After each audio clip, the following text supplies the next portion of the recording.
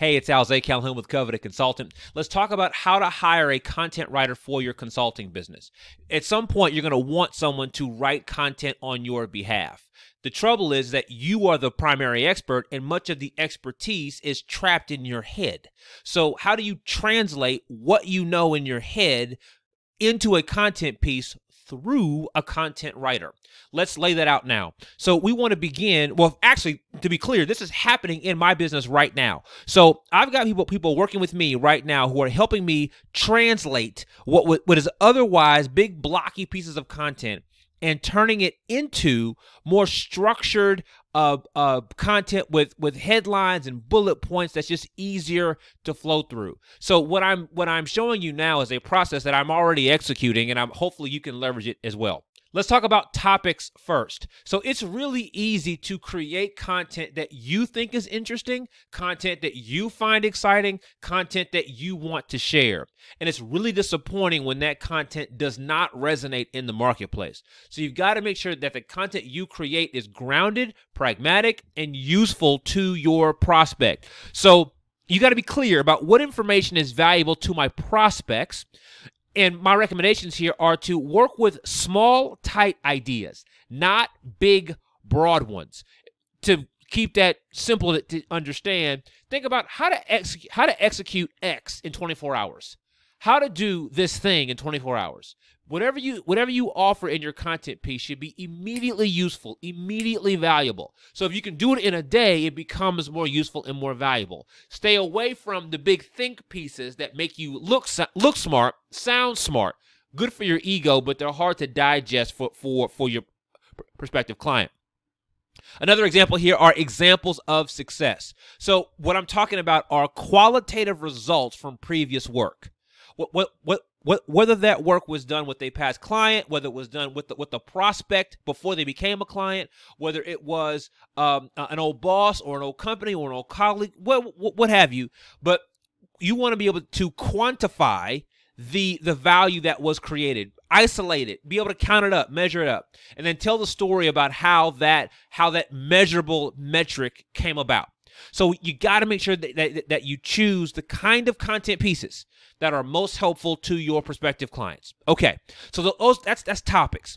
Now let's talk about getting your assets together. You need to gather some things before you hire anyone to do anything. And it's really easy to skip over this or mess this up. The typical mistake that's made here is we hire a writer to write, and we don't give them enough guidance. So let's look at some structure here. You want to give them an example of the end product. What you want to see in the end, show them the end product. You want to give them some starting tools, and then you want to give them a path to get there. So let's draw that out, right? So you want to begin with the end in mind, right? There is a headline, then there's some sub ideas, then there's another headline and some sub ideas. Give them an example of what this looks like, right? Show them the link. So there's that. There's some things you have to provide over here so they can get started. And so here's what I mean by that. You need to get them at least a main idea and a transcript. This transcript is how you solve for the fact that you're the expert. So you're the person, right? You've had the experience. It's trapped in your head. So give yourself a prompt and talk that prompt through. This transcript does not need to be totally elegant and eloquent. That's not the point. But you need to get some basic bullet points out of your head so you can give those bullet points to your writer of choice. From that, your writer can then supplement, they can add, they can refine, they can do their writing thing. But you've given them some raw material to begin with. You also have to provide some sort of template here in the center. A way of getting from this transcript that you've given them, that core asset you've given them, and getting to the end result that you want. For example, Now, forgive me, I've blurred this out because I've worked really hard to create this, and so I'm keeping this as a trade secret. But the basic structure here is you want to articulate what you want in your content piece and why you want the element. So what you want and why you want it. What you want and why you want it. What you want and why you want it. So now they have real instructions. They have examples. They have instructions that came directly from you. So now you've given someone the end goal, a starting place, in a way to get there. The chance of you getting a high value writing product back is now much higher. A couple of other points to think about while you're getting your initial assets together is how many pieces do you want done? I'm going to highly recommend that you don't just get one article written. Create article work in batches. Get 5 done, get 10 done, get 15 done. It becomes worth your time to set up the structure. It becomes worth your time to interact with someone else, and what you get back are big, good chunks of work instead of little piecemeal one at a time. So think about your work in batches. Also, be honest with yourself on how quickly you want this work delivered. Do you need it in a week? Do you need it in a month? Like, just whatever expectations you have are fine, but just be clear with yourself, be honest with yourself on how quickly you need the work back. So give yourself an appropriate schedule. Since you're better organized, your hiring process will now go so much smoother. So you can go to Upwork.com, for example, and begin to find people to hire. Upwork.com is not the only place to go, but it's a good starting place if you're hiring someone for the first time. So you're at Upwork.com, you type in article writer, and then you can simply scroll the options that are available to you. But how you think through this page matters a lot. So let me give you some criteria. The first thing here is that you're looking for a base level of reviews. They're rating, right? So 100% job success, good. 93, good. 100, good. 100, good. So you just want to make sure that this person already has some level of experience on the platform, and they've been highly rated already. When you click into a certain profile, you want to see a base level of experience. And what I mean by that are, do you need a certain level of education or schooling? Are there certain specific skills that they have to have because you need certain kind of writing to be done? Are there certain topics or familiarity that the writer needs to have with your topic of choice? So some of that you can find out immediately. Just right here in the short summary. You may have to click into their profile and read a bit more. But this should jump off the page for you. Like, just whether you should know already if they need to have a certain schooling or skill or familiarity with a given topic. So if you see it, great. You can give them a heart right here that will save them for example. Make your note.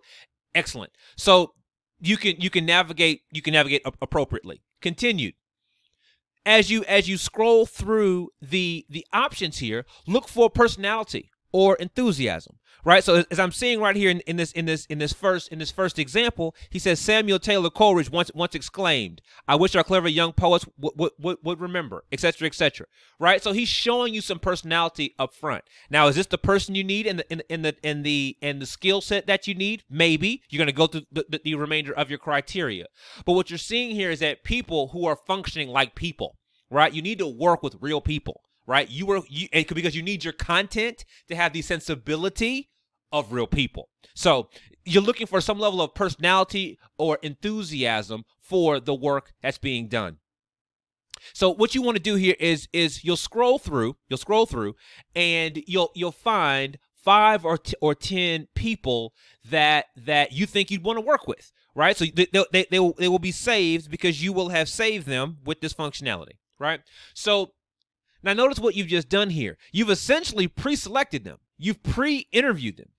You've used this criteria to give yourself a short list. I know it feels good to the ego to put out a job description and to get 115 responses back, but now you got to sort through all those people and figure out who fits and who doesn't. Now you can preemptively do that and just give yourself your own short list to respond to. So you do that, you can reach out to them, right? And then you can just tell them, hey, I've got this project. Would you be interested in working on it? They'll just tell you what they want to do, yes or no. That response you get back will tell you a lot if you want to work with that person. If they have interest, if they show you personality and enthusiasm, great.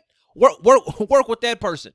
If they don't, great. Work with someone else. But make this easy for yourself and choose the obvious candidate. You're going to get a gut response feeling, a positive gut response feeling about one of the people that you reach out to.